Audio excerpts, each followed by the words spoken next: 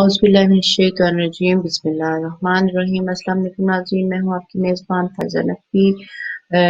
उम्मीद और दुआ है कि आप और आपके सभी अपनों को अल्लाह ताला अपने हिफ्ज़-ओ-अमान में रखे, दो जहाँ के शर से महफूज रखे, दो जहाँ का तमाम तर खैर आप सब के नसीब में करे और क़याम अज़ाम में अल्लाह ताला हम सब के दिलों, हमारी रूहों, हमारे क़ल्बों को वो बेदारी अता फ़रमाए जो बेदारी इमाम हुसैन अलैहिस्सलाम हमारे वजूद में देखना चाहते हैं। जब हम अयाम अज़ा मनाते हैं तो यकीनन ये अयाम अज़ा इसी चीज़ की तरफ निशानदही करते हैं कि हम अपने इमाम की अज़ा ख़ानों में जो है बैठे हैं और उनसे कुछ लेने जा रहे हैं। हम ये देखकर मजालिस में जाएँ, ये सोचकर मजालिस में बैठें, ये सोचकर ज़िक्र हुसैनी करें कि ये ज़िक्र हमारी रूहों को किस तरह बेदार कर सकता है और किस तरह हमें मिश्न इमाम ज़माना अलैहिस्सलाम से जो है वो करीब कर सकता है। हम पिछली 3 नशिस्तों में जो है वो गुफ्तगू कर रहे थे हक और बातिल के ऊपर और आज भी हम देखेंगे कि हक और बातिल के दरमियान में कौन से रवैये हैं कि जो हमारी ज़िंदगियों के लिए मुश्किलात का बाइस हैं और जिसकी वजह से हम अपने वक़्त के इमाम से दूर हैं। इसी मौज़ू पर बात करने के लिए आज हमारे साथ मौजूद हैं हमारे बहुत ही मोहतरम गेस्ट सैयद मुज्तबा रिज़वी साहब। बिस्मिल्लाहिर्रहमानिर्रहीम। जी नाज़रीन, हमारे साथ मौजूद हैं हमारे बहुत ही मोहतरम मेहमान सैयद मुज्तबा रिज़वी जो कि हमारे साथ जो है आज मौजूद हैं। ये हमारे जो टॉपिक चल रहा है हक और बातिल के मियार का उसी में आज मज़ीद हम गुफ्तगू करेंगे कलाम इमाम हुसैन अलैहिस्सलाम, कलाम अहले बैत की निगाह से हक और बातिल का मियार क्या है और किस तरह इमाम हुसैन अलैहिस्सलाम ने अपनी जो सफ़र के दौरान या मुख्तलिफ औक़ात के दौरान जो है अपने कलाम से हक का इज़हार किया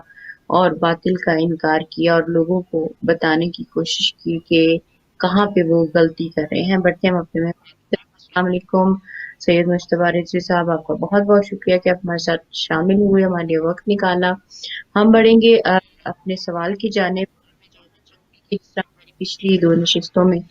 हमने हक और बातिल की थोड़ी-सी तारीफ़ की और उसको हमने कोशिश की कि हम जज कर सकें कि होता क्या है वो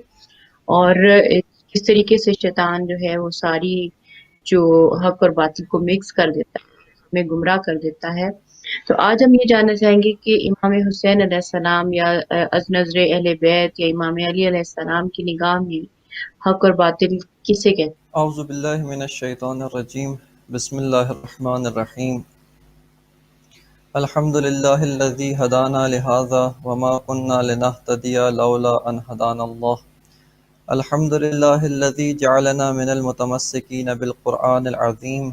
व जअलना मिनल मुतमस्सिकीन बिविलायति अली इब्न अबी तालिब अलैहिस्सलाम। वस्सलातु वस्सलामु अला सय्यदिना व नबिय्यिना व शफ़ीइ ज़ुनूबिना व तबीब नुफूसिना सय्यदिना व मौलाना अबिल क़ासिम अल मुस्तफ़ा मुहम्मद सल्लल्लाहु अलैहि व आलिहि वसल्लम व अला आलिहि अत्तय्यबीन अत्ताहिरीन अल मासूमीन अल मज़लूमीन।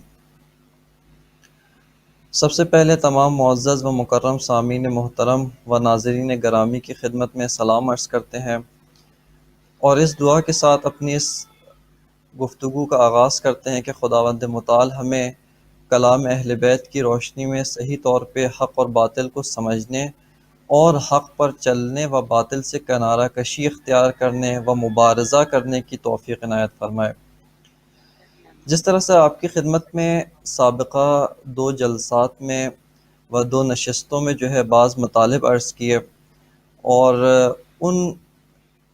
तमाम तर गुफ्तगू में कलाम अहले बैत से हम बहुत कम इस्तिफ़ादा कर पाए वक्त की क़िल्लत की बिना पर। लिहाजा इस जलसे में हम तमाम वही मतालिब उनको अहले अलैहिस्सलाम बिलखुसूस सय्यदुश्शुहदा के कलाम गरामी से समझने और अपने क़ल्ब को मुनव्वर करने की कोशिश करते हैं।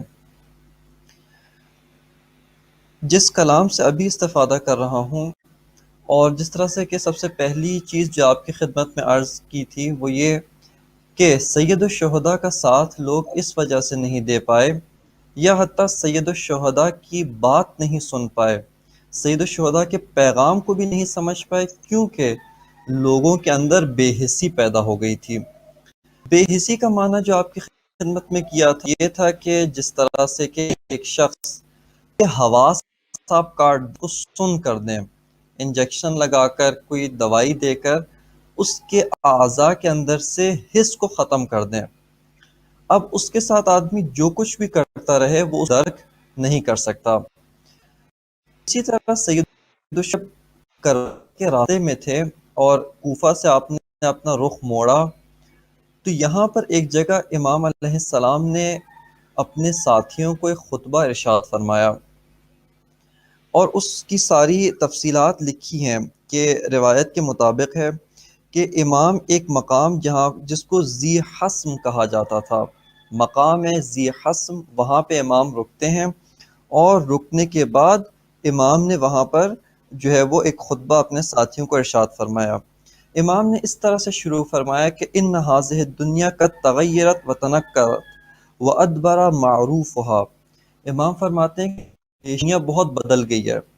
یعنی جس طرح سے میرے نانا رسول اللہ و بابا علی اس دنیا کو چھوڑ کے گئے، اس کے اندر اچھائیوں تھا،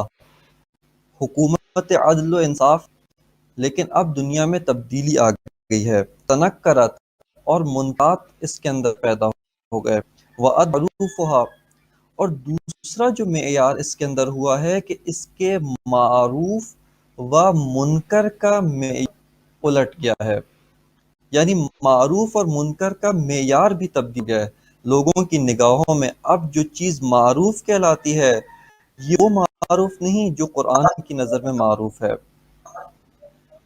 لوگوں کی نگاہوں میں اب جو منکر ہے یہ وہ منکر نہیں کہ جو رسول اللہ و قرآن و اہل بیت کی نگاہ میں منکر کہلاتا ہے۔ اس کے بعد امام فرماتے ہیں، چند اور جملات بیان فرمانے کے بعد امام اس کلام کی طرف آتے ہیں، فرماتے ہیں الا ترون ان الحق لا يعمل به وان الباطل لا يتناهى عنه۔ امام فرماتے ہیں کہ کیا تم نہیں دیکھتے کہ حق پر عمل نہیں ہو رہا اور باطل سے اجتناب نہیں ہو رہا، ان الحق لا يعمل به وان الباطل لا يتناهى عنه۔ یہاں پر ہم دو معنی کر سکتے ہیں کہ باطل سے تناہی نہیں ہو رہی۔ باطل سے تناہی کا کیا مطلب ہے؟ یعنی باطل سے تناہی یہ ہے کہ ایک انسان اپنے معاشرے میں باطل کو دیکھتا ہے اور نہیں عن المنکر کا فریضہ انجام نہیں دیتا، یہ ایک معنی، یا نہیں خود باطل سے اجتناب نہیں کرتا۔ بس اس دو معنی کی بنیاد پر ہم دونوں معنی لیں تو کوئی اس میں کلام اہل بیت سے و قرآن سے ٹکراؤ پیدا نہیں ہوتا۔ اب یہاں پہ آپ توجہ کریں، امام لوگوں کو، اپنے ساتھیوں کو مخاطب کر کے کیا فرما رہے ہیں کہ حق پر عمل نہیں ہو رہا و باطل سے اجتناب نہیں کیا جا رہا۔ اس مقام پہ ہم کہہ سکتے ہیں کہ اس کلام کو سمجھنے کے لیے دو چیزوں سے ہم استفادہ کر سکتے ہیں۔ ایک یہ کہ جو امام کا انداز ہے، الا ترون، کیا نہیں دیکھتے کہ ان الحق لا يعمل به، کہ حق پر عمل نہیں ہو رہا، یعنی امام جو ہے وہ ان سے سوال پوچھ رہے ہیں، ایک سوالیہ انداز ہے۔ وہ عربی گرامر کے مطابق اس کو جملہ استفہامیہ کہا جاتا ہے، یعنی ایک کوسچن والا سوال ہے، یعنی ایک کوسچن والا جملہ ہے۔ اس سوالیہ جملے کے اندر امام لوگوں سے پوچھ رہے ہیں، اپنے ساتھیوں سے، مخاطب امام کے سامنے بیٹھے ہوئے اگرچہ امام کے ساتھی ہیں لیکن یہ پیام ہمیشہ کے لیے ہے، وہ آئندہ آنے والی تمام نسلوں کے لیے یہ پیام ہے۔ یہاں پر ہم دو چیزیں سوچ سکتے ہیں کہ لوگ اصلاً حق کو دیکھ ہی نہیں پا رہے، یعنی ان کے اندر یہ حس مر چکی ہے جس کے ذریعے سے وہ اس چیز کو درک کر سکے کہ حق پر عمل نہیں ہو رہا۔ حق کوئی مٹیریلسٹک چیز تو نہیں کہ وہ آپ کسی لیبارٹری میں جا کر کسی ایکسپیریمنٹ کے ذریعے اس کو آپ وہ کر سکے، نہیں، بلکہ سمجھنے کے لیے، دیکھنے کے لیے ایک خاص شعور کی ضرورت ہے کہ جو ان لوگوں نے یہ ثابت کیا، امام کا سوال بھی یہ بتا رہا ہے کہ ان لوگوں میں یہ حس نہیں تھی اور وہ اس چیز کو نہیں سمجھ پا رہے تھے۔ یہ دوسرا نہیں، سوال کا دوسرا پہلو یہ ہو سکتا ہے کہ امام فرما رہے ہیں کہ تمہیں حق نظر آتا ہے، تم دیکھ رہے ہو کہ حق پہ عمل نہیں ہو رہا، تمہاری شناخت مطابق حق پر عمل واقع نہیں ہو رہا اور باطل سے نہیں کیا جا رہا، لیکن تم اس کو اس طرح سے نظر انداز کر رہے ہو جس طرح سے کچھ ہوا ہی نہیں. یعنی آپ گویا سب کچھ سمجھنے کے بعد اس طرح کا ریئیکشن دکھا رہے ہیں کہ جس طرح سے کچھ ہوا ہی نہیں، جس طرح سے معاشرے میں کوئی تبدیلی، کوئی بگاڑ، کوئی عجیب و غریب واقعہ پیش ہی. لہٰذا یہاں پر امام دو چیزوں کی طرف اشارہ کر رہے ہیں کہ تمہاری بے حسی اس قدر بڑھ چکی ہے کہ یہ سب چیزوں میں نظر آ رہی ہیں. تمہاری ایسا نہیں کہ نظر نہ آنے کا آنکھیں نہیں ہیں، یہ آنکھوں کے اندر بینائی نہیں ہے اور یا بہرے ہو نہیں. تمہاری آنکھیں میں تمہیں بڑی بڑی مال و دولت کی بھری ہوئی تجوریاں نظر آتی ہیں، لیکن جب باطل پر عمل کیا جا رہا ہو اور حق سے اجتناب کیا جا رہا ہے یہ بھی سمجھ میں آتا ہے، لیکن تم اس طرح کا رد عمل دکھا رہے ہو جیسے کوئی بے حسی کی طرح، یعنی مست ہو اور اس کو رد عمل نہیں دکھاتا. اس کے بعد امام بیان فرماتے ہیں کہ لِيَرْقَبِ الْمُؤْمِنُ فِي لِقَاءِ اللَّهِ مُحِقًّا، کہ جب ایسی صورتحال پیش آئے تو یہاں پر مومن کو کیا کرنا چاہیے، مومن کا فریضہ کیا ہے؟ مومن کو خداوند متعال سے ملاقات میں رغبت کرنی چاہیے. یعنی جب ایسے لوگ ہوں، اس قسم کے بے حس لوگ ہوں، تو ان میں زندگی گزارنا یہ کوئی فخر کی بات نہیں ہے، اور خداوند متعال سے ملاقات کے لیے آمادہ ہونا چاہیے. کیوں؟ امام فرماتے ہیں کہ اس قسم کے لوگوں میں زندگی گزارنا یہ حسین ابن علی کی نگاہ میں ذلت ہے، اور عزت کی موت قبول کر لینا یہی سعادت ہے. امام فرماتے ہیں فَإِنِّي لَا أَرَى الْمَوْتَ إِلَّا سَعَادَةً وَلَا الْحَيَاةَ مَعَ الظَّالِمِينَ إِلَّا بَرَمًا. امام فرماتے ہیں کہ میں موت کو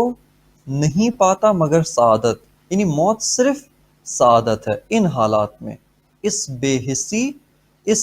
ایسی صورتحال کے اندر موت صرف اور صرف سعادت ہے، اور ظالمین کے ساتھ زندگی گزارنا وہ برما، ننگ و آر ہے، ذلت ہے.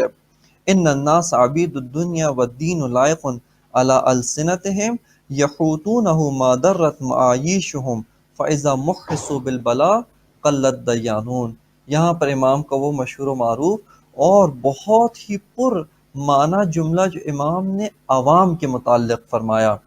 کہ اکثر لوگ، اور یہ آپ قرآن مجید کے اندر بھی غور و فکر کریں کہ جب بھی کلمہ الناس آیا ہے، اکثر الناس لا یعقلون یا اس طرح کے جو جملات جب آئے ہیں اس سے مشابہ، تو الناس سے مراد اس زمانے کی اکثریت عوام، اکثریتی معاشرہ،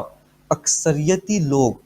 تو امام یہاں پہ کلمہ الناس استعمال فرماتے ہیں کہ ان الناس عبید الدنیا، کہ اکثر لوگ، اکثریتی لوگ، ایک معاشرے کی جمع غفیر، یہ کون ہوتے ہیں؟ دنیا کے بندے ہوتے ہیں، اور دنیا کے بھی ذلیل و خوار ہوئے ہوئے بندے. دین کیا ہوتا ہے ان کی نگاہوں میں؟ امام فرماتے ہیں کہ دین ان کی نگاہوں پر گھومنے والا ایک مزہ ہے، ایک لذت ہے. یہ کب تک اس کو گھماتے رہتے ہیں؟ کہتے ہیں یحوتونہ ما درت معایشہم فاذا محسوا بالبلاء قلت دیانون. جب تک ان کی معیشت، جب تک ان کی اقتصاد، ان کا گھر، ان کا کاروبار، ان کی زندگی، ان کی دنیا، ان کا خاندان، یہ سب کا سب محفوظ ہے، تب تک یہ دین کو اپنی زبانوں پر گھماتے رہتے ہیں، کثرت کے ساتھ دین کی باتیں، دین کا دکھ اور درد یعنی اپنے دلوں سے اس طرح اظہار کریں گے گویا دین کا بہت زیادہ درد رکھتے ہیں. لیکن امام فرماتے ہیں کہ وَإِذَا مُحِّسُوا بِالْبَلَاءِ قَلَّتْ دَيَّانُونَ، کہ جب یہ لوگ آزمائش کیے جائیں، ابتلا، بلا اور کسی مشکل کے اندر ان کا امتحان لیا جائے، اس صورت میں دیندار بہت کم رہ جاتے ہیں.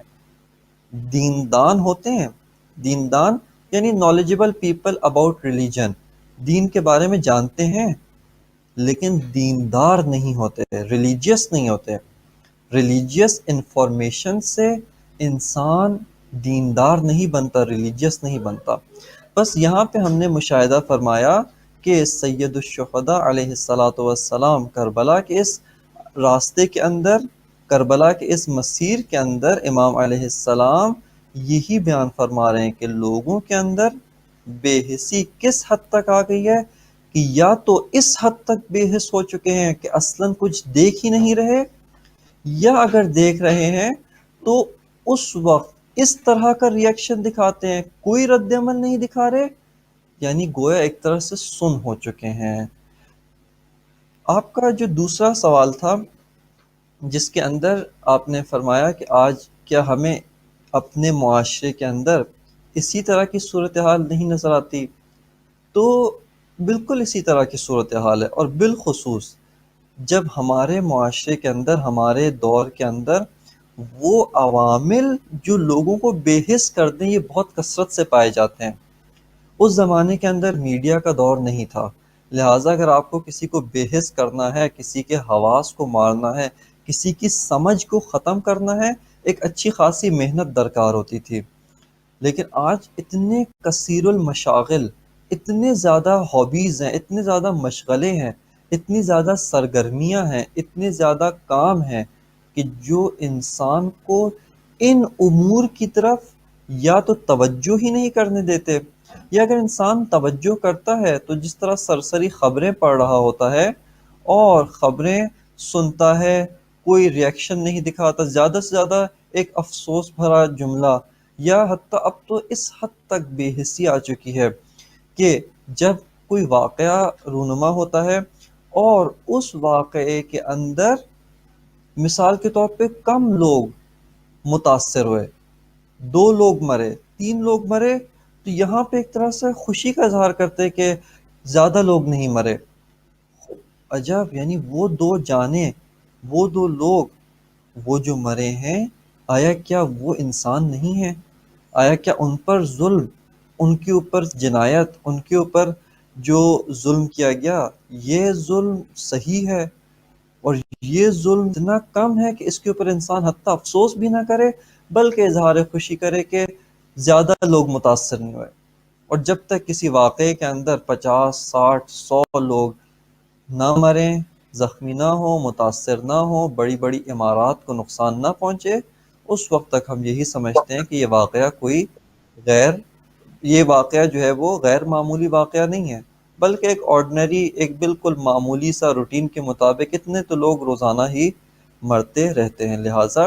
آج کے اس دور میں ہماری بے حسی وہ زیادہ بڑھ چکی ہے۔ کس وجہ سے؟ ان عوامل کی وجہ سے کہ جو عوامل، یعنی آپ اس میڈیا کے دور میں ایک بمبارڈمنٹ آف انفارمیشن ہے، ایک انفارمیشن کی بمباری ہو رہی ہے، اور لوگوں کے اذہان اس بمباری کی وجہ سے اس طرح سے مفلوج ہو چکے ہیں کہ گویا ان کو کوئی چیز نہ دکھائی دے رہی ہے، اور اگر دکھائی دے بھی رہی ہے تو کچھ ان کو سمجھ میں نہیں آ رہا۔ یہاں پر ہم نہج البلاغہ کی طرف جب رجوع کرتے ہیں، اور یہی کا چیز ہمیں کلام سید الشہداء علیہ الصلوۃ والسلام میں بھی ملتی ہے کہ آپ نے فرمایا، ایک جگہ آپ خطاب فرمایا اور کہا کہ قد سمعت رسول اللہ، کہ اے لوگوں میں نے رسول اللہ کو یہ فرماتے ہوئے سنا کہ من رعا سلطانا جائرا، کہ جو ایک سلطان جائر کو دیکھے، اور اس کے بعد امام نے اس سلطان جائر، اس سلطان ظالم کی خصوصیات کو بیان کیا کہ وہ سلطان جائر، وہ سلطان ظالم کیا کرتا ہے؟ حلال خدا کو حرام کرتا ہے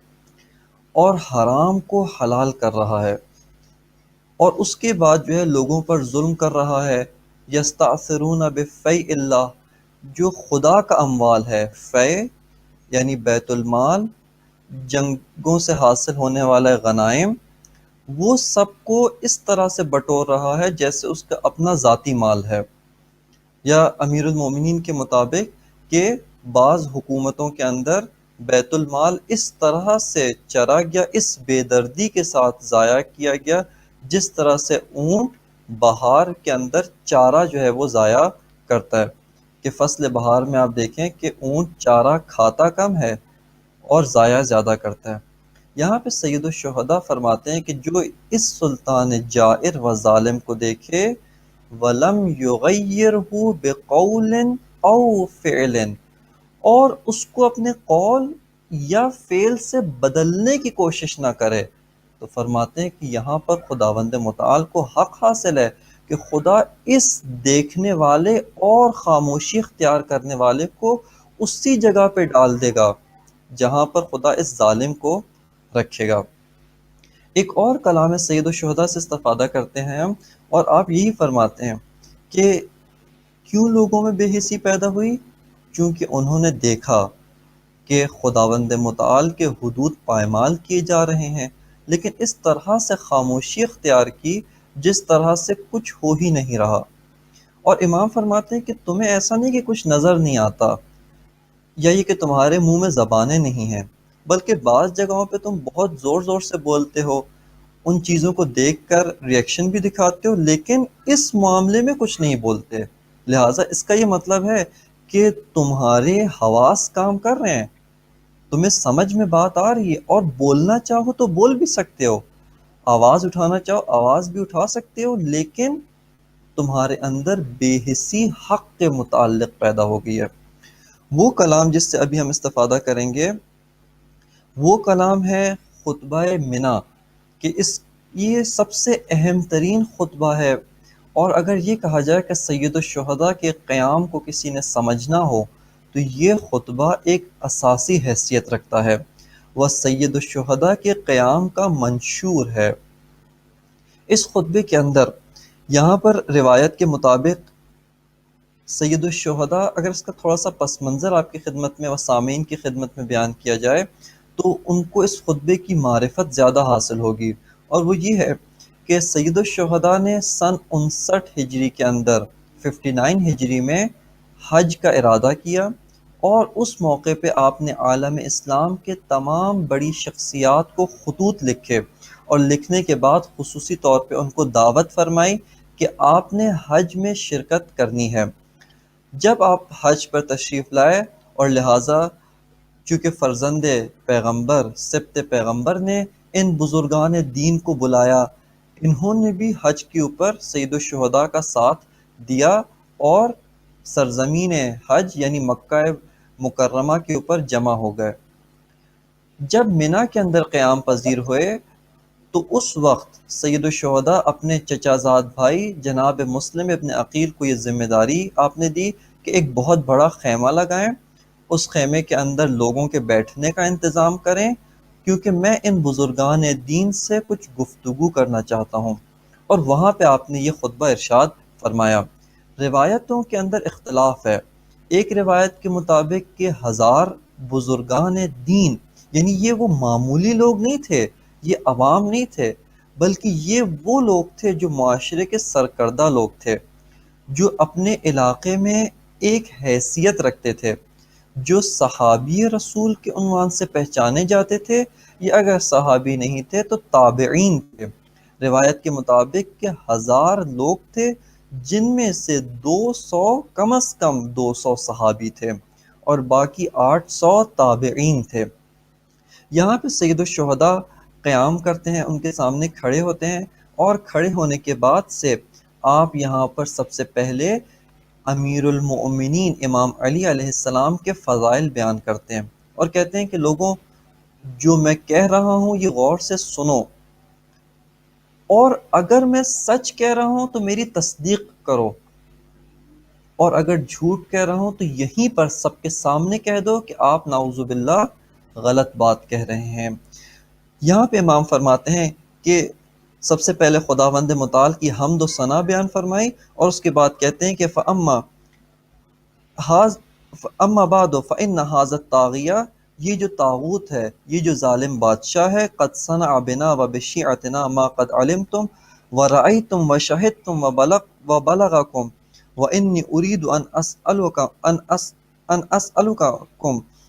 عَنْ أَشْيَاءٍ فَإِنْ صَدَقْتُ فَصَدِّقُونِي۔ امام فرماتے ہیں کہ تم نے دیکھا کہ یہ جو طاغوت ہے، یعنی اشارہ امیر شام معاویہ ابن ابو سفیان کی جانب ہے، فرمایا کہ آپ نے دیکھا کہ اس نے ہمارے ساتھ، یعنی ہم اہل بیت کے ساتھ اور ہمارے پیروکاروں کے ساتھ کیا ظلم و ستم کیا، یہ سب تم نے دیکھا، دیکھنے کے بعد خاموشی اختیار کی، کچھ بولے نہیں، کوئی رد عمل نہیں دکھایا۔ اس کے بعد امام فرماتے ہیں کہ اسمعوا مقالتی، میری بات غور سے سنو، وقتموا قولی، پھر میری بات کو اپنے دلوں کے اندر رکھ لو، اپنے دلوں میں پنہان رکھ لو، کتمان کرو، چھپاؤ، پنہان رکھو، وَوَثِّقْتُمْ بِهِ فَادْعُوهُمْ إِلَى مَا تَعْلَمُونَ، پھر امام فرماتے ہیں کہ ثُمَّ ارْجِعُوا إِلَى أَمْصَارِكُمْ وَقَبَائِلِكُمْ، اپنے شہروں کی طرف پلٹ جاؤ، اپنے قبیلوں کی طرف پلٹ جاؤ، اور اس کے بعد کیا کرو، من امنتم ووثقتم به فادعوهم الى ما تعلمون، اور جس پر تمہیں اطمینان ہو اس کو جا کے بتانا، یعنی میری بات کو ضائع نہ کر دینا، ہر ایک کو نہ بتا دینا، بلکہ یہ ایک امانت ہے، جس امانت کو اس کے اہل کی طرف ہی جا کر دینا۔ کیوں ایسا کیوں کرنا، اب یہ توجہ کیجیے گا، فَإِنِّي أَخَافُ أَن يَنْدَرِسَ هَذَا الْحَقُّ وَيَذْهَبُ، امام فرماتے ہیں کہ مجھے اس بات کا خوف ہے کہ یہ جو حق بات میں بیان کر رہا ہوں یہ کہیں ختم نہ ہو جائے، وہ کہیں مٹ نہ جائے، اس بات کا خوف ہے، لہٰذا لکھو، غور سے سنو، اور سننے کے بعد اس کو دوسروں تک پہنچاؤ، ابلاغ کرو، دوسروں تک پہنچانا تمہاری ذمہ داری ہے۔ اس کے بعد امام علیہ السلام ایک ایک فضیلت بیان کرتے ہیں امیر المومنین کی، یہاں تک کہ روایت کے مطابق کوئی ایسی فضیلت آپ نے نہیں چھوڑی مگر اس کا تذکرہ کیا، اور جب بھی آپ کچھ بیان فرماتے آپ نے مثال کے طور پہ فرمایا کہ اے لوگوں، کیا ایسا نہیں ہے کہ جب بعض لوگوں نے اعتراض کیا کہ اے رسول اللہ، کیوں آپ نے ہمارے دروازے مسجد نبوی کے اندر بند کروا دیے اور اپنا اور علی کا دروازہ کھلا چھوڑا، تو آپ نے فرمایا کہ اے لوگوں، نہ میں نے تمہارے دروازے بند کیے ہیں نہ علی اور اپنا دروازہ کھلا چھوڑا ہے، بلکہ جس نے بند کیا ہے وہ بھی ذات خدا ہے، اور جس نے ہمارے دروازے کھولے ہیں وہ بھی ذات خدا ہے۔ لوگوں نے کہا اللہم نعم، کہ اے سید الشہداء بالکل ایسا ہی ہوا تھا، اور گواہی دیتے گئے۔ اس کے بعد امام بیان فرماتے ہیں، اب اپنے سامعین کو مخاطب کر کے ان کے القابات بیان کرتے ہیں کہ تم لوگ کون ہو۔ ثم انتم ایھا العصابہ عصابۃ بالعلم مشہورہ وبالخیر مذکورہ وبالنصیحۃ معروفہ، ان لوگوں کی صفات بیان کی کہ اے وہ لوگوں کہ جو علم میں مشہور ہو، لوگ تمہیں عالم سمجھتے ہیں، وبالخیر مذکورہ، اور تمہارا ذکر خیر کرتے ہیں، تمہیں اچھائیوں کے ساتھ یاد کرتے ہیں، وبالنصیحۃ معروفہ، اور تم لوگوں میں نصیحت کرنے کے طور پہ پہچانے جاتے ہو، یعنی تم اس عنوان سے پہچانے جاتے ہو کہ اگر کسی نے نصیحت کرنی ہے تو یہی نصیحت کریں گے۔ اور اس کے بعد امام فرماتے ہیں کہ تمہاری کیا عزت ہے، تمہارے کیا کرم ہے۔ وقت کی قلت کی بنا پر ہم اس حصے کو تھوڑا سا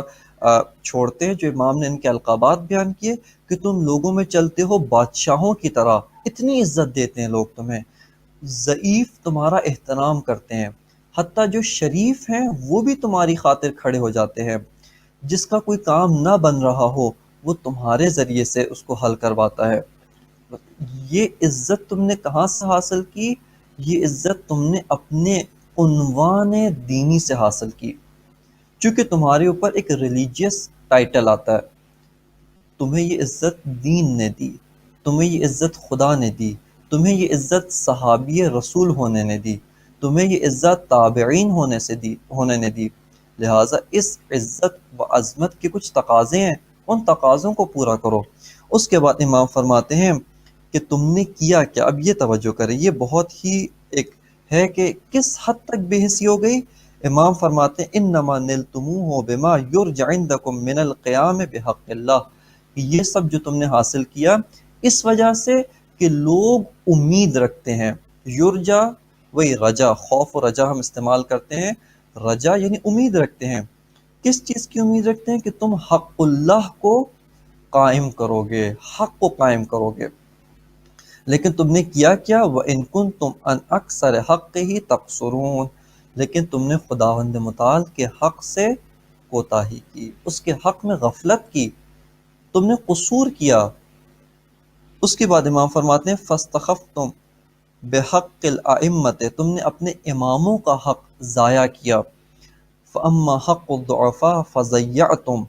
ضعفاء کا حق وہ تم نے ضائع کر دیا، لیکن جو تم سمجھتے تھے یہ ہمارا حق ہے، ہمیں ملنا چاہیے، یہ چیز، یہ پوزیشن، یہ مال ہمارا ہے، امام فرماتے ہیں فطلب تم نے تو بڑھ چڑھ کے طلب کیا، اس میں تو کسی سے پیچھے نہیں رہے۔ وَأَمَّا حَقُّكُمْ بِالزَّعْمِكُمْ، اپنے گمان میں، تمہاری اپنی ذہنیت کے مطابق واقعیت میں یہ حق تمہارا بنتا تھا نہیں بنتا وہ ایک الگ بات ہے، لیکن جس کو تم یہ سمجھتے تھے کہ یہ چیز ہمیں ملنی چاہیے، فطلب تم نے بڑھ چڑھ کے طلب کیا۔ فلا مالا بذلتموہ ولا نفسا خاطرتم بہا للذی خلقہا، امام فرماتے ہیں کہ کوئی مال تم نے انفاق نہیں کیا اور کوئی جانے تم نے خدا کی خاطر جس سے عزتیں حاصل کی، جس سے مال حاصل کیا، جس سے شہرت کمائی، جس کی وجہ سے لوگ تمہارا احترام کرتے ہیں، لیکن اس کی خاطر ایک جان خطرے میں نہیں ڈالی۔ ولا عشیرت آدیتموہا فی ذات اللہ، اور خدا کی خاطر تم نے کسی قبیلے سے دشمنی مول نہیں لی۔ ہاں، قبائلوں سے تمہاری دشمنی ہے، کیوں؟ جس نے ہمارا چچا مار دیا، اس نے فلاں جنگ میں ہمارے خلاف یہ کیا، اس نے یہ کیا، اس بنیادوں پہ تمہاری صدیوں پرانی دشمنیاں ہیں، سالوں پرانی نہیں چلتی تھیں، یعنی وہاں پہ دشمنی کا رواج صدیوں پرانا ہوتا تھا۔ وَأَنْتُمْ، اور یہ سب کرنے کے باوجود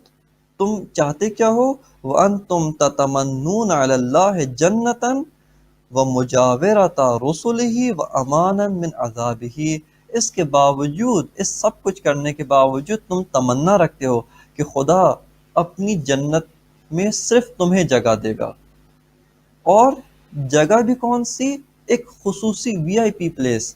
کہاں پر؟ رسولوں کے پڑوس میں تمہیں جگہ ملے گی، وَمُجَاوَرَةَ رُسُلِهِ، اس کے رسولوں کے پڑوس میں تمہیں جگہ ملے گی، وَأَمَانًا مِنْ عَذَابِهِ، اور اس کے عذاب سے تمہیں امان ملے گا۔ لیکن اس کے بعد بیان فرما دیا سید الشہداء نے کہ یہ جو تم امیدیں بنائے ہوئے ہو، میں بہت ڈرتا ہوں تمہارے بارے میں کہ یہ سب کچھ صحیح ثابت نہیں ہوگا، تمہارے اعمال تمہاری امیدوں سے میچ نہیں کرتے، ان میں آپس میں کوئی مشابہت نہیں ہے۔ لہٰذا یہ جو ہے وہ سید الشہداء کا کلام، اور ایک کلام میں امیر المومنین کا پڑھتا ہوں جس کے اندر امام نے سبب بیان فرمایا کہ لوگ کیسے بے حس ہو جاتے ہیں۔ یہ کلام نہج البلاغہ سے آپ کی خدمت میں عرض کر رہا ہوں، اور چونکہ نہج البلاغہ کے مختلف نسخے ہوتے ہیں تو اس بنا پر یہ ترتیب میں تھوڑا سا فرق ہو سکتا ہے۔ اس نسخے کے مطابق کہ جو مفتی علامہ مفتی جعفر حسین اعلی اللہ مقامہ کا ترجمہ اور ان کی تشریح کے ساتھ چھپا ہوا ہے، اس کے مطابق جو نہج البلاغہ کا تیسرا حصہ ہے کلمات قصار، جو چھوٹی شارٹ کوٹیشنز امام کی ہیں، اس کے اندر یہ کوٹیشن نمبر ہے 375، 375 نمبر یہ امام کی حدیث ہے۔ امام بیان فرماتے ہیں اول ما تغلبون علیہ من الجہاد الجہاد بایدیکم ثم بالسنتکم ثم بقلوبکم فمن لم یعرف بقلبہ معروفا ولم ینکر منکرا قلبا فجعل اعلاہ اسفلہ واسفلہ اعلا۔ امام فرماتے ہیں کہ سب سے پہلا جہاد جس میں تم مغلوب ہو جاؤ گے، جس میں تم پر غلبہ کر لیا جائے گا، وہ کیا ہے؟ وہ ہاتھوں کا جہاد۔ یعنی گویا ایک طرح سے امام یہ کہنا چاہتے ہیں کہ تم وہ امت تھے، تم وہ لوگ تھے کہ جو جب کسی منکر کو دیکھتے تھے، کسی منکر کو دیکھتے تھے، کسی برائی کو دیکھتے تھے، کسی باطل کو دیکھتے تھے، فوراً اس کے خلاف ہاتھوں سے جہاد کرتے تھے۔ جہاد بے معنی ضروری نہیں کہ تلوار اٹھا لینا، بلکہ اس کو بدلنے کی اور صحیح کرنے کی کوشش کرتے تھے۔ لیکن ایک وقت آئے گا کہ تم پر یہ چیز، یہ جہاد مغلوب ہو جائے گا، یعنی تم اس کو ترک کر دو گے، منکرات دیکھو گے لیکن اس کو ہاتھوں سے بدلنے کی کوشش نہیں کرو گے۔ اس کے بعد امام فرماتے ہیں ثم بألسنتکم، پھر دوسرا مرحلہ آئے گا کہ تم حتیٰ زبان سے بھی اس چیز کے خلاف بولنا چھوڑ دو گے۔ پہلا مرحلہ جو سب سے ایمان کا اعلیٰ درجہ ہے کہ انسان کسی منکر کو دیکھے، کسی برائی کو دیکھے، اپنے تمام تر وجود کے ساتھ، اپنے اعضاء و جوارح کے ساتھ، اپنے ہاتھوں سے اس کو تبدیل کرنے کی کوشش کرے، امام فرماتے ہیں سب سے پہلے تم اس میدان میں شکست کھا جاؤ گے۔ پھر دوسرا میدان کس میں شکست کھاؤ گے؟ ثم بألسنتکم، پھر تم حتیٰ زبان کے میدان میں بھی شکست کھا جاؤ گے۔ ثم بقلوبکم، حتیٰ اس مرحلے تک پہنچ جاؤ گے کہ حتیٰ اپنے دلوں سے اس برائی کو برائی نہیں سمجھنے لگو گے، یعنی تمہارے دل بھی شکست خوردہ ہو جائیں گے، ان پر کسی اور کا غلبہ ہو جائے گا، وہ مغلوب ہو جائیں گے۔ فمن لم يعرف بقلبه معروفا ولم ينکر منکرا قلبا، امام فرماتے ہیں کہ جو اپنے دل میں بھی معروف کو معروف نہ پہچانے اور منکر کو منکر نہ سمجھے، یہ گویا الٹا ہو گیا، قلبا یعنی یہ ایک برعکس انسان ہو گیا، ایک مردہ ہے، اب اس کو کوئی سیدھا نہیں کر سکتا۔ قرآن کی تعبیر کے مطابق ختم اللہ علی قلوبہم وعلی سمعہم وعلی ابصارہم غشاوہ، کہ یہ وہ لوگ ہیں کہ جن کے دلوں پر مہریں لگ چکی ہے، قلبہ یعنی وہی ان کے دل بند ہو کر اب مہر لگ چکی ہے۔ فجعل اعلاہ اسفلہ واسفلہ اعلیٰ، یعنی ایک ایسا انسان ہے کہ جس کے نیچے کا حصہ اوپر کر دیا گیا ہے اور اوپر کا حصہ نیچے کر دیا گیا ہے۔ بس ہم نے ملاحظہ فرمایا کہ ایک انسان جب تک برائی دیکھے، اعلیٰ ترین ایمان کا درجہ ہے قیام کرے، ہاتھ سے اس کو تبدیل کرے، زبان سے اس کے خلاف آواز اٹھائے، یہ نہیں کرتا، کم از کم اپنے دل میں احساس برائی اس کو زندہ رکھے۔ یہ احساس اگر مر جائے، آہستہ آہستہ دیکھے گا، اس کو نظر انداز کرتا جائے گا، ایک وقت آئے گا کہ پھر اس کے اندر یہ حس مکمل مر جائے گی، اور یہ انسان قرآن کے مطابق اس کے دل پر مہر لگ جائے گی، اور یہ انسان جو ہے وہ کچھ دیکھنے کے قابل نہیں رہے گا۔ خوبصورت طریقے سے آپ نے جو ہے کلام امام علیہ السلام پیش کیا۔ میں جاننا چاہوں گی کہ جو قلب زندہ ہوتے ہیں ان کی بھی تشریح تھوڑی سی کیجیے، کیونکہ ظاہر ہے ہم یہ تو جان گئے کہ ایک مردہ قلب کیسا ہو، اگر ایک بیدار زندہ متحرک قلب اور اس کو زندہ کرنے کے اسباب کیا ہوتے ہیں، اور جو ہم کنارہ کشی کر لیتے ہیں حق اور باطل کو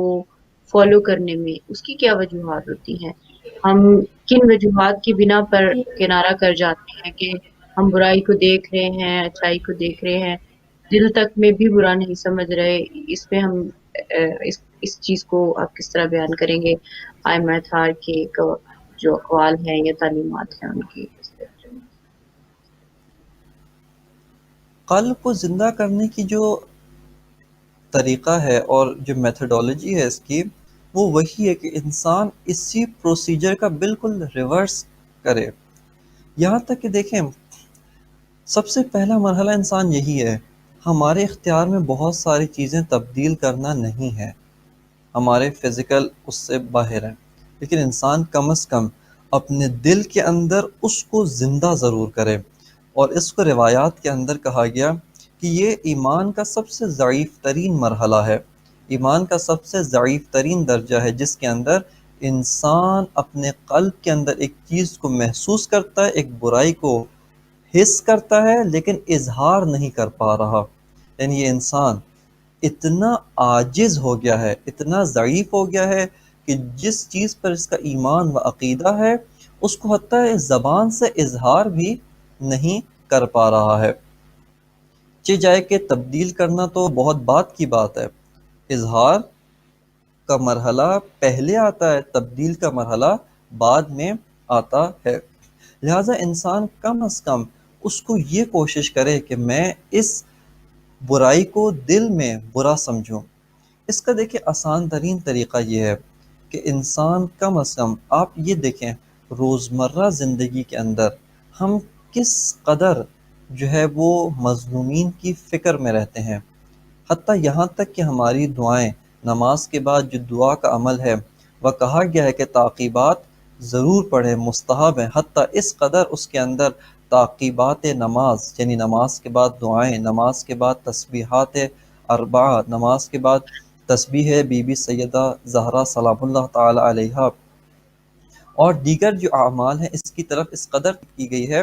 کہ انسان اس کو ترک نہ کرے، اس کو نہ چھوڑے۔ ان تعقیبات کے اندر ہم کس قدر دوسروں کے لیے دعا کرتے ہیں۔ ہماری دعاؤں کا محور سارا کا سارا اپنی ذات ہوتی ہے۔ جو اپنی ذات سے تھوڑا آگے بڑھ جائے اس کا محور پھر اپنا خاندان ہو جاتا ہے۔ خاندان سے آگے بڑھ جائیں جو تھوڑا سا اور اونچا آتا ہے اس کا محور جو ہے وہ اپنے سے دوست احباب یہ یعنی اپنی ذات کے گرد سوچتا ہے۔ یہاں پہ ایک خوبصورت اگر میں چیز جس سے استفادہ کرنا چاہوں گا، اگرچہ وہ اشعار فی الحال میری نظر میں نہیں ہے، وہ ہے وہی مرحوم علامہ محمد اقبال کا کلام ہے کہ اس کے اندر آپ بیان فرماتے ہیں کہ اس کے اندر اس طرح سے بیان فرماتے ہیں کہ خودی کی ہے منزل اولیں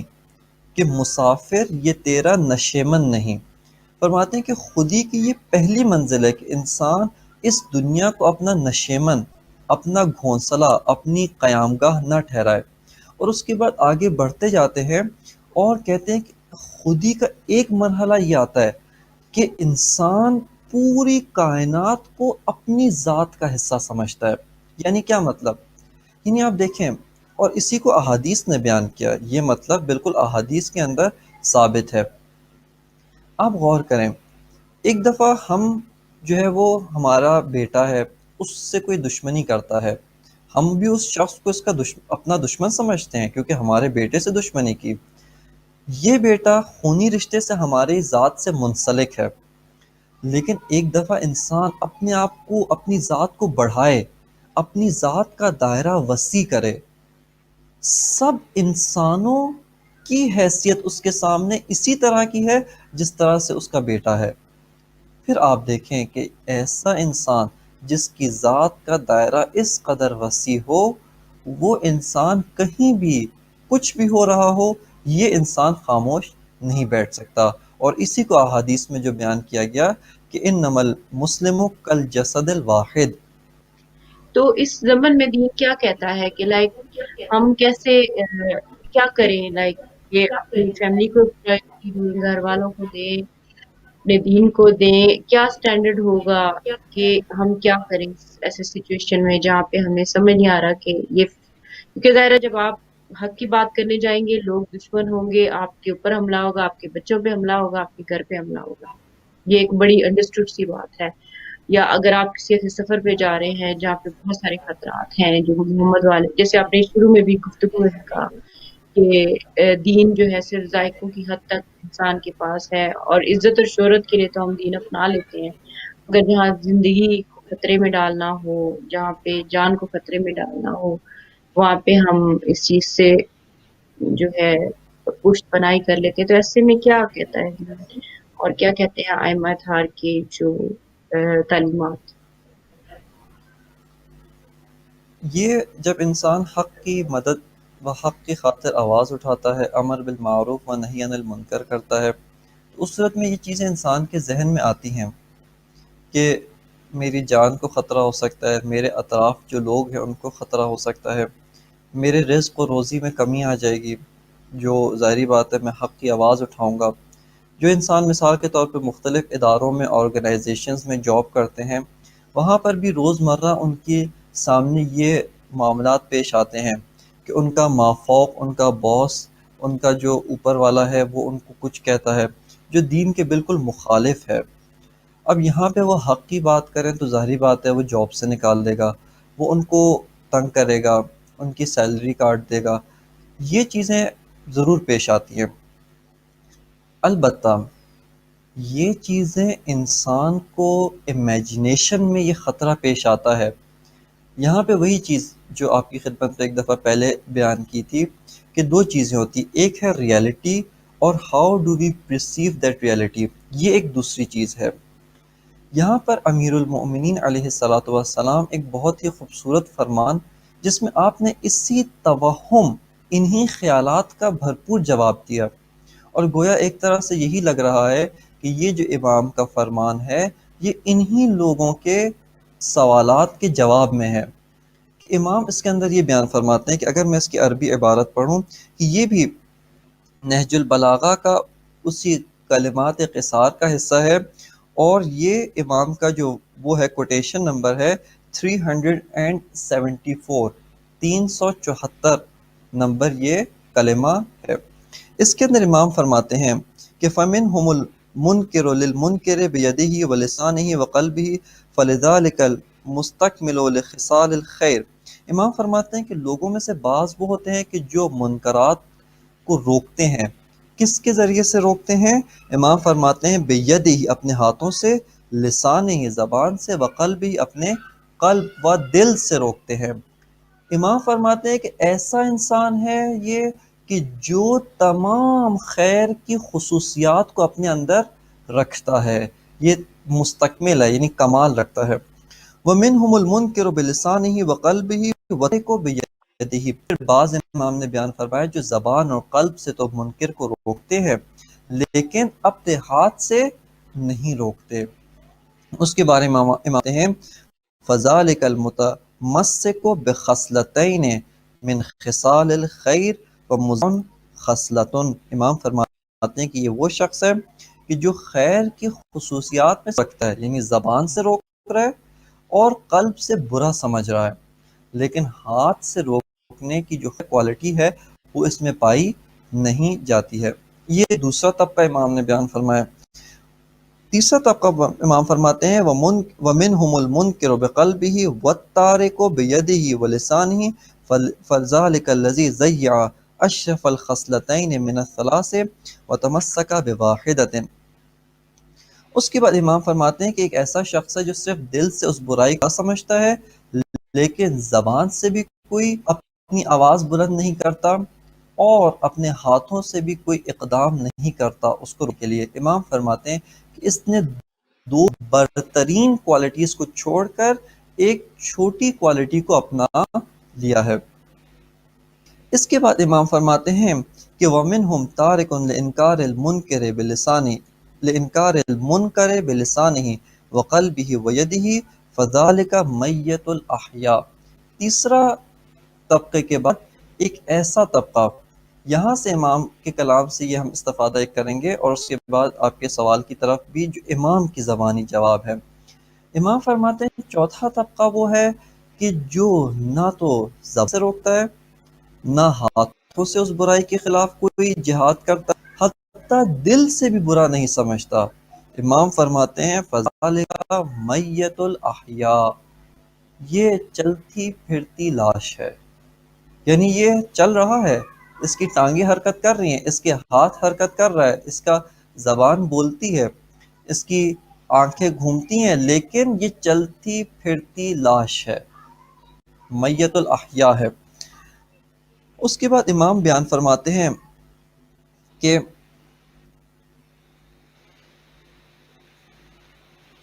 اس کے بعد امام جو بیان فرماتے ہیں کہ وما اعمال البر كلها والجهاد في سبيل الله عند الامر بالمعروف والنهي عن المنکر الا كنفسة في بحر اللجّ۔ امام بیان فرماتے ہیں کہ یہ جو امر بالمعروف ہے اس کی اہمیت کی طرف اشارہ کرتے ہیں اور اس کی ایک تمثیل کے ذریعے امام اس کو بیان فرماتے ہیں کہ ہم اس تمثیل کی وضاحت فی الحال نہیں کر پائیں گے۔ جو چیز امام بیان فرماتے ہیں کہ یہ ضروری نقطہ ہے اور اس چیز پر ہمیں یقین حاصل ہو جانا چاہیے۔ امام یہ بیان فرماتے ہیں کہ وَإِنَّ الْأَمْرَ بِالْمَعْرُوفِ وَالنَّهْيَ عَنِ الْمُنْكَرِ لَا يُقَرِّبَانِ مِنْ أَجَلٍ وَلَا يَنْقُصَانِ مِنْ رِزْقٍ۔ امام فرماتے ہیں کہ امر بالمعروف والنہی عن المنکر یہ موت کو قریب نہیں کرتا، رزق میں کمی نہیں کرتا۔ لوگ دشمنی کریں گے، لوگ آپ کے ساتھ بہت کچھ کوششیں کریں گے، لیکن موت معین ہے، عند اللہ، خدا کے ہاتھ میں آپ کی موت ہے۔ امر بالمعروف کریں گے، اگر لوگ آپ کو شہید بھی کر دیتے ہیں تو آپ کی موت کا وقت یہی معین ہے، آپ نے اسی ٹائم دنیا سے رخصت ہونا ہے۔ اگر آپ جو ہے کیا نام ہے امر بالمعروف نہیں کرتے تو آپ کسی اور طریقے سے کسی مرض میں مبتلا ہو کے، کسی بیماری کے اندر بستر پہ ایڑیاں رگڑ رگڑ کے آپ کروٹیں لے لے کر اس دنیا سے رخصت ہو جائیں گے۔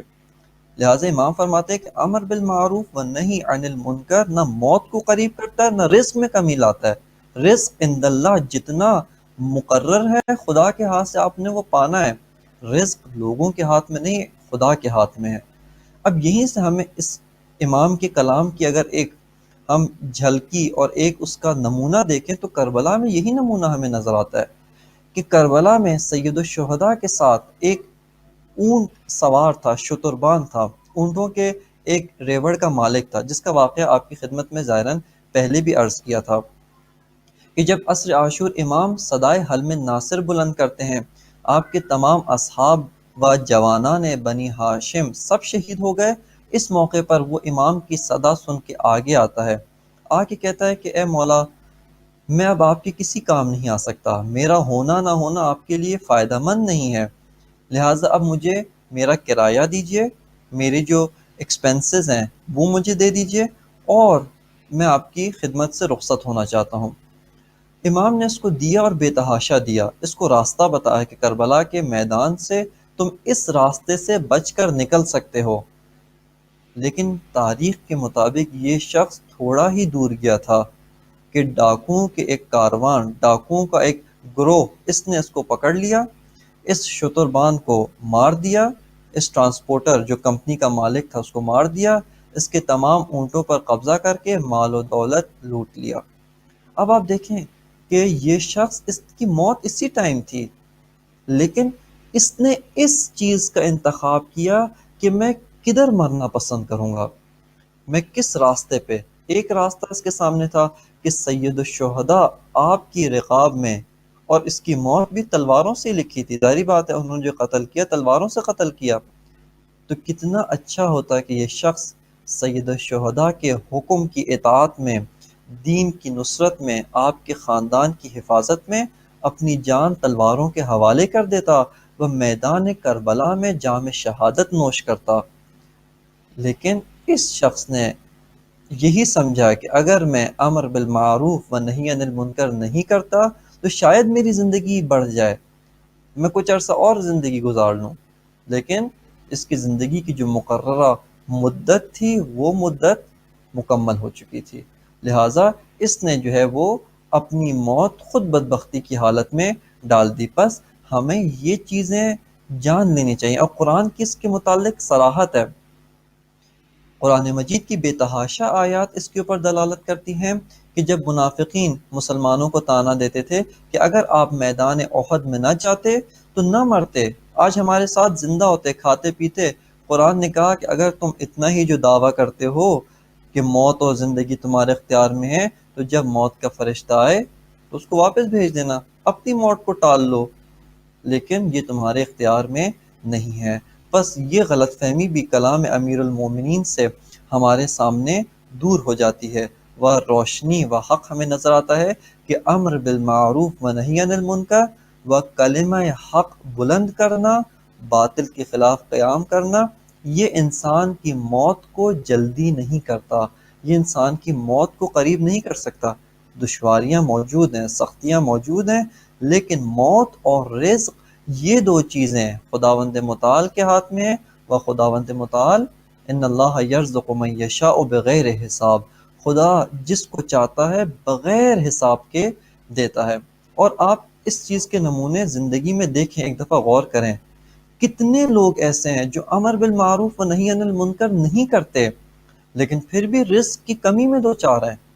ان کی زندگی میں کوئی دن ایسا نہیں جب پیٹ بھر کے کھانا ان کو میسر آئے، ہر روز کچھ وقت کا کھانا ان کو فاقے سے گزارنا پڑتا ہے، ان کے خاندان تنگ دستی کا شکار ہیں۔ اب ان سے پوچھیں کہ آپ، یعنی جو لوگ یہ سمجھتے ہیں کہ امر بالمعروف سے رزق کم ہوتا ہے، اب یہ آدمی تو امر بالمعروف نہیں کرتا، پھر اس کا رزق کیوں کم ہے، پھر اس کے مال و دولت میں کیوں کمی ہے؟ بس اس کا یہ مطلب ہے کہ رزق عند اللہ ہے، اور اس رزق کے اندر کمی امر بالمعروف و نہی عن المنکر کی وجہ سے پیش نہیں آتی۔